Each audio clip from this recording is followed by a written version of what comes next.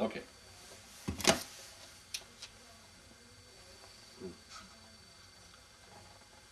And then the Gemara goes on to say, Tana Rabbanan, our rabbis learned, a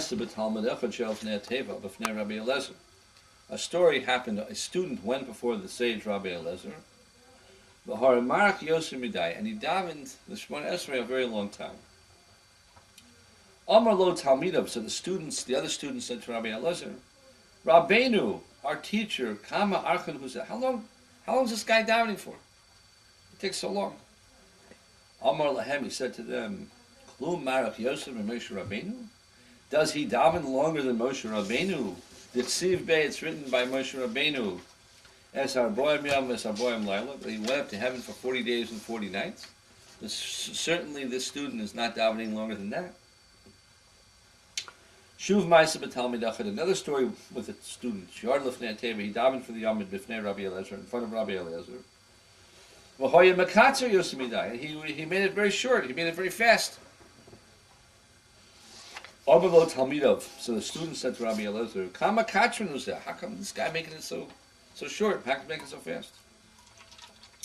Amar Lahem, he said to them, Klum Mekatzer Yosem and Moshe Rabbeinu, is he making it shorter than Moshe Rabbeinu?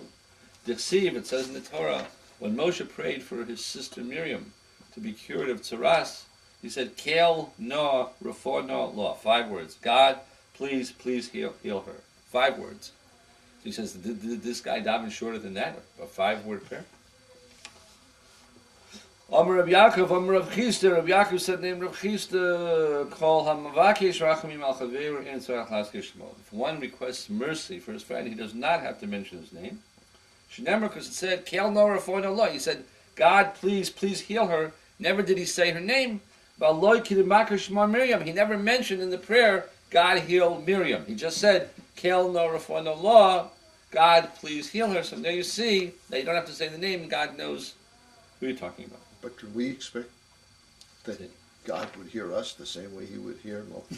Well, in practice we do say the name. You see, when, for example, when we make a Misha Berach, we say the name and the mother's name. But he's saying that even if you don't know the name, God knows the name. The intent is... God knows the name. Okay. Now the Gemara is going to be talking about which blessings in the Shemoneh Esrei we have to bow down for, and which not. Tan Rabbanan, the rabbis learned, Eila brachos shalom shoy behen. These are the brachos that the person has to bow down in. Ba'avos tefila basof. In avos, the beginning end. Avos is the first blessings. Why are they called avos, which means fathers? Because they begin with the words Baruch atah Hashem Elokeinu v'Elokei Avosinu. Blessed are you, God of our fathers, Elokei Abraham, Elokei Yitzchak, Elokei Yaakov.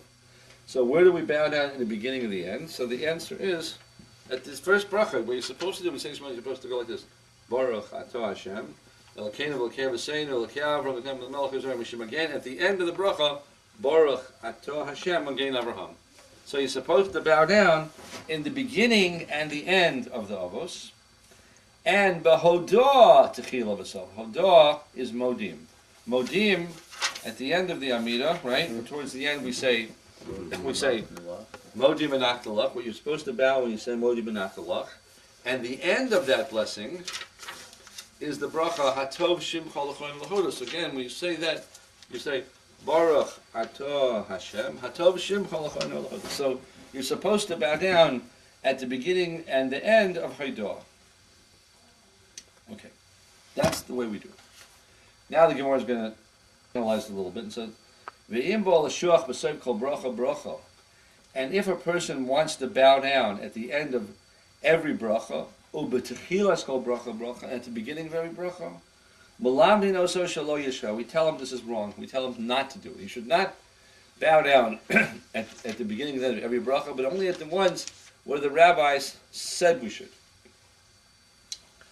Amar Rab Shimon ben Pazian ben Yeshua ben Levi Meshum bar Kapara Hedjot K'moshe Amaru.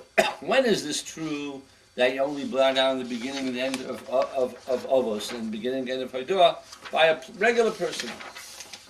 Kohen Gadol, but a Kohen Gadol, the Soif Kol Bracho Bracha.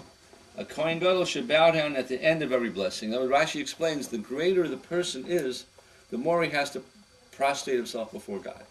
So for a regular person, it's enough just the beginning and the end of of the first brachas and the hoidah at the end, but a Kohen Gadol should bow down at the end of every bracha. V'hamelech techilas kol bracha bracha v'sov kol bracha bracha. The king should bow down at the beginning of every blessing and the end. We said the Kohen Gadol, it's enough for him just to bow down at the end of every bracha. The king should bow down at the beginning and the end of every bracha, because the king is even greater than the Kohen Gadol. And we said the greater the person is, the more he has to humble himself before God. Rabbi Yitzchak bar Nachmani, Rabbi Yitzchak said to Nachmani, Ladidi, according to me, Mafarshalei Midei Rabbi Shua ben Levi. This is the way I heard the explanation from Rabbi Shua ben Levi, like this: Hedyot, a plain person, Kimosha Amar, like we said at the beginning, the end of the first brachos and the last brachos. Kohen Gadol techilas kol bracha bracha. The Kohen Gadol bows down at the beginning of it, not like we said. The Kohen Gadol bows down at the end of every blessing. He learned it. The Kohen Gadol bows down at the beginning of every bracha. Hamelach, the king, kiven shekara shubeinu zokef. The king, once he bows down, he doesn't get up. In other words, the king bows down at the beginning of the Amidah and stays bowed down till the end till he finishes the Amidah. Otherwise, okay. Shenemar, like it says in Vayihi Kichal Shlomo his Palo, when Shlomo finished davening, Kam lifnei mizbeach Hashem, he got up before the altar of God, Mikral Birka, from bending on his knees, meaning implying that the whole time he was davening, he was bending on his knees. All right. Okay, now the Gemara is going to explain. There are three different terms of bowing. What the difference is in all of them. There's korim, like we're saying in the Alena, korim is one form, mishtachavim, and there's another one, kida. So he's going to explain this. Kida, when it uses the expression kida for bowing, alapayim, it means bowing down to your face. Now your face to the ground, like we do on Yom Kippur by the Avarda. Shenemar, like it says in the pasuk, Vatikud basheva apayim, Basheva bowed down her face to the ground. So kida means you bow to the extent that your face is actually touching the ground. Kriya, bowing, is actually kneeling, al birkayim, on the knees. Shenemar, like it says in the pasuk, mikra al birkav, kneeling on his knees.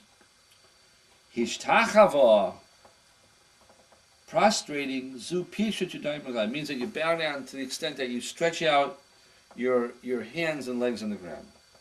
Shenemar, like it says in the pasuk, Yaakov said to Yosef, "Havo novo ani vimcha v'yechecha l'shtachavas l'chol." Will I come with your mother and brothers to bow down to you to the ground?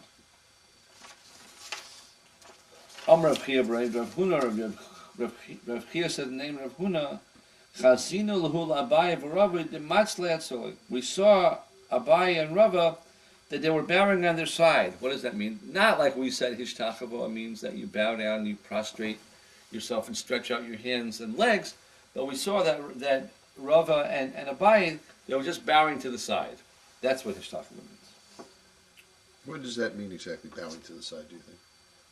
Does it mean they turn to one side? They didn't get to the extent where their hands and feet were stretched on the ground. They just bowed down and turned to the side. The bottom line is that we do it like we said in the beginning. That we said at the beginning of this section that a person should bow down in the beginning of Avos and the end of Avos, and a person should bow down in the beginning of Haidah and the end of Haidah. So actually, we bow down four times in the Amidah. This is the proper thing. This is the way you should do it. When you say the Amidah, you should bow down at the very beginning, Baruch Atah Hashem, the very beginning of the Amidah. And then the end of the first bracha, Baruch Atah Hashem Magen Avraham. That's the first page. That's the second one. And then the third time you bow down is when you say at the end the word Modim Anachnu Lach. And then the last time is when you say the bracha, Baruch Atah Hashem Hatov Shem Kol Echad L'Chodos. By the way, the way you do it on these brachas is just on the first two words, like Baruch Atah. By Hashem, you're already up. So that's the correct procedure, and that is the way that we do it. Okay.